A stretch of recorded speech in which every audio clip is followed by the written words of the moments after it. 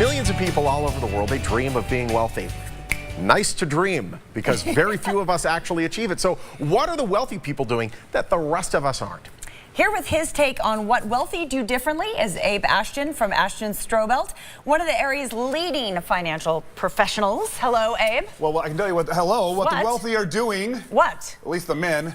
They're paying for the dates and not whining about it. That's what they're doing. Actually, that's true. Yes. But I pay for absolutely everything. I just think that I hate the double standard, but alas. Oh, geez. I pay for everything regardless. I just think that, the expectation stinks. Yeah, well, at the end of the day, if you there's a difference between chivalry and somebody who's a chauvinist, right? And I think that chivalry... He pointed right at me when he said that. I'm not, hey, listen, I'm not saying you're a chauvinist. No, but I'm just saying that I'm not saying that at all. But I'm saying there is chivalry, that there is still some respect. Maybe 20 years from now, it'll be considered just completely out of the ordinary for a gentleman to say, you know what, I'd like to take care of you financially as far as paying for the dates and things like that. Yeah. I still, if that makes me old-fashioned, then I'm happy to be old-fashioned. Well, you know what? Thank you, first of all, for joining us on the couch, because everything's coming out of your mouth. I so appreciate. But no, actually, here's the thing: is that people, gender aside, people play different roles. So whether it's the woman bringing home the bacon, then the man is probably filling in with other skills. So we all play roles. Of course. Let's talk about some of the roles people play that come in your office. Yes. We'll talk about the wealthy. You have a unique perspective because you have some clients that are quite well off and established.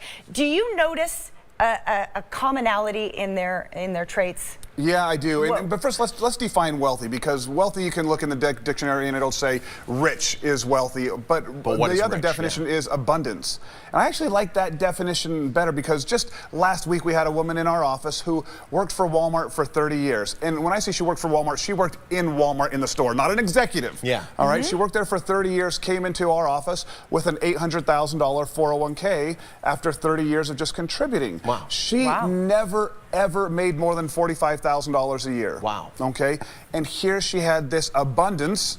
I would call it wealth. I would say she's wealthy for two reasons. One, she's got an $800,000 401k. She had no debt, but she'd also learned over a lifetime of house was paid for. Nice. Over a lifetime of 30 years of working on a budget, contributing to that 401k, she knew how to live within her means, so everything was now abundant to her, and I would say that person is wealthy. I have CEOs that made seven-figure incomes that have less in their retirement account than she does. Wow. Because they pillage them. I have many police officers, firefighters, school teachers who come in and have more abundance during retirement than I do some of the wealthiest executives, doctors, and others. And the reason why is they learned how to live on what they earned, and that is the very definition of abundance is, and that's what the wealthy do differently. They spend less than they make.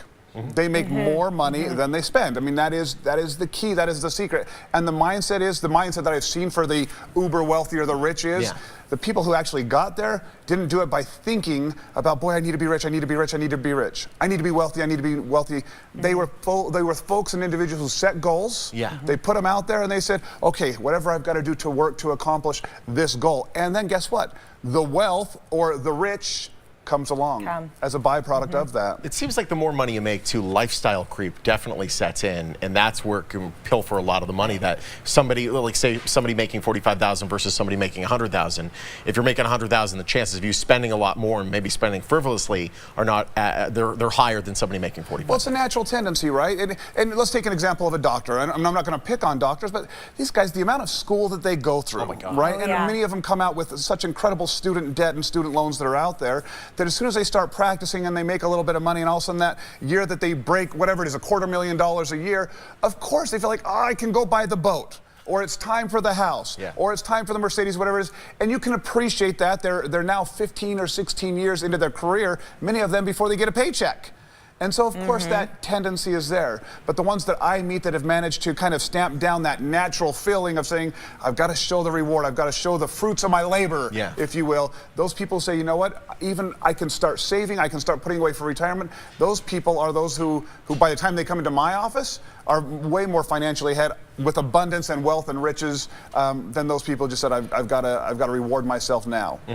I think it's such a great mindset that you're bringing forth, because I think a lot of people who don't feel they are wealthy, they go, oh, they are rich, like it's a noun. No, that's just what they are. And I think a lot of people that I've seen around me that do have money, they're focused on like, I'm saving. Am I saving right? Am I planning ahead? Am I saving? Yeah. And these are the people we love to meet with at our office. Right? They come into our office and many of them say, I saw you on TV and I probably won't be a prospective client for you. I've just got this $100,000 401k that I moved from a past employer that I need to do something with. And will you even work with me? And those are the people we love to meet with. Those are the people that we sit down with every day to say, yes, you're on the right track. Let's get you where you want to be. Speaking of a doctor, I would call you the money doctor, because you could take somebody's chart, put it up on the thing, hit the backlight, and take a look at what people are up to. You have a special offer that does just this. Yeah, we call it a portfolio x-ray, which is to say, I mean, we were talking about your 401k earlier, how there was something going on that you didn't like behind the scenes, so you had to make some changes. Well, we do that with people's accounts and portfolios and their investments and strategies and say, okay, how much are you paying? What are your goals? Is this accomplishing your goal? And we love sitting down with the viewers of the blend, and we are offering 10 of those complimentary, the portfolio x-ray. Excellent. It's just come in very casual, low-key, no sales pitch. It's just, let's take a look at where you're at, what are your goals, and let's make sure you're on the right track. Abe, it sounds great. Portfolio X-ray. For the first 10 people to call, they will qualify to receive a complimentary Portfolio X-ray with Abe and his team. You must be nearing retirement or already retired to qualify. Call the number on the screen right now. That's right. For more information or to schedule an appointment, just call the number or visit the website on your screen. Ashton Strobel, a proud sponsor of the Morning Blend, and he'll pay on every date.